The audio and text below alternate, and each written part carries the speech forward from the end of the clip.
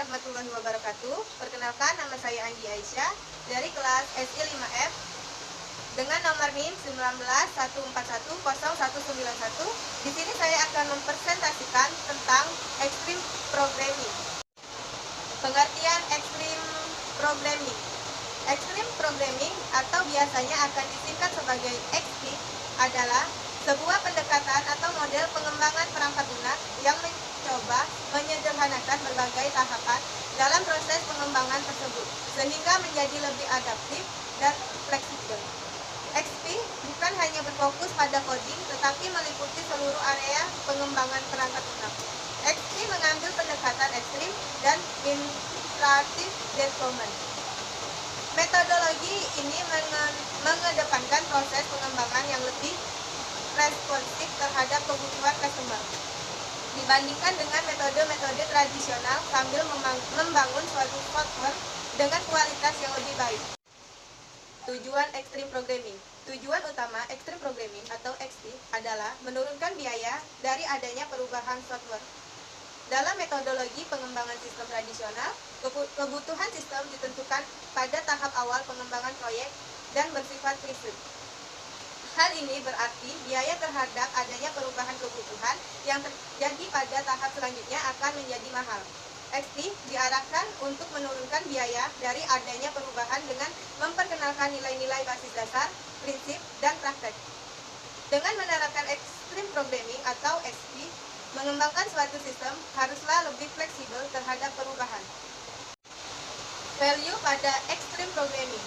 Ada beberapa value pada Extreme Programming yaitu komunikasi, kesederhanaan, keberanian, dan umpan balik. Penjelasan pada nilai Extreme Programming. Yang pertama, komunikasi atau communication. Kurangnya komunikasi merupakan penyebab utama kegagalan pengembangan software. Oleh karena itu, Extreme Programming memfokuskan diri pada hubungan komunikasi yang baik antar tim klien, anggota tim, dan manajer proyek. Komunikasi dalam Extreme Programming dibangun dengan melakukan pemrograman berpasangan. Klien harus dilibatkan dalam proses pengembangan perangkat lunaknya dengan tujuan untuk memberikan pandangan pengembang sesuai dengan pandangan pengguna sistem yang dibangun. Yang kedua, kesederhanaan. Extreme Programming melakukan semua pekerjaan dengan sederhana dan praktis tanpa mengurangi fungsi utamanya. Dalam pengerjaan, metode yang dipilih adalah metode yang pendek dan simple. Jangan terlalu rumit. Dalam membuat desain, hilangkan fitur yang tidak ada gunanya atau hapus fungsi yang tidak terpakai. Dengan kata lain, lebih baik melakukan hal yang sederhana saat sekarang dan mengembangkannya nanti jika diperlukan. Yang ketiga, keberanian.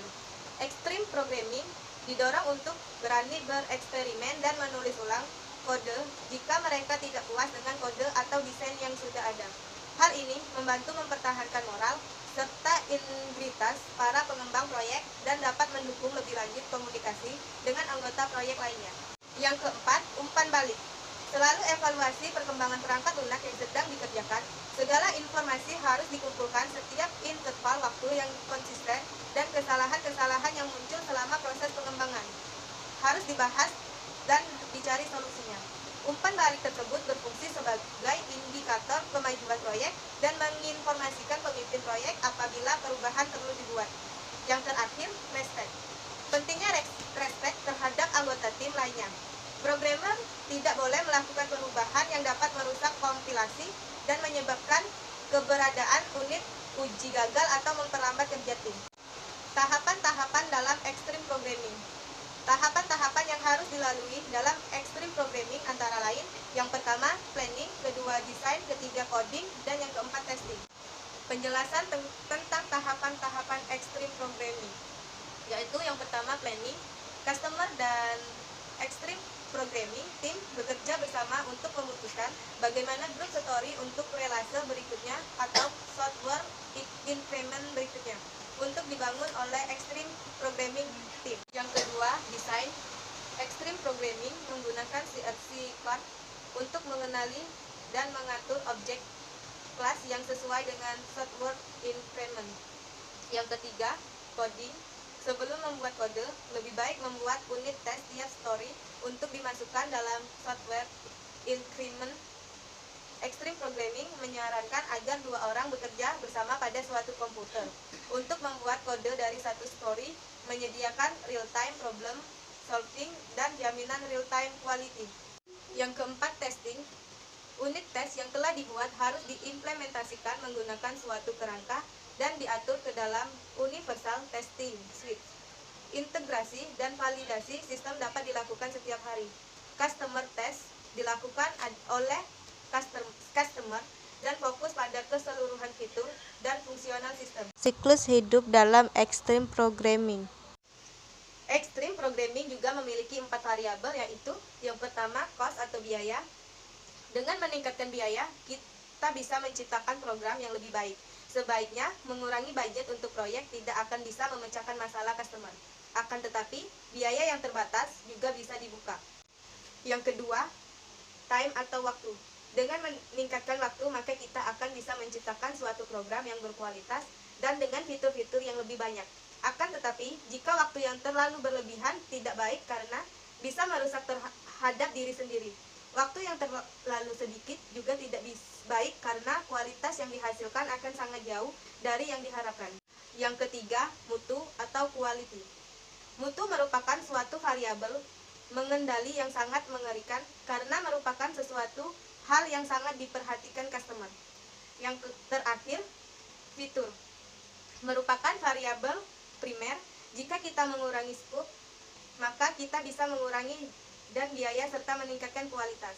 Ada juga kelebihan dan kekurangan dalam extreme programming.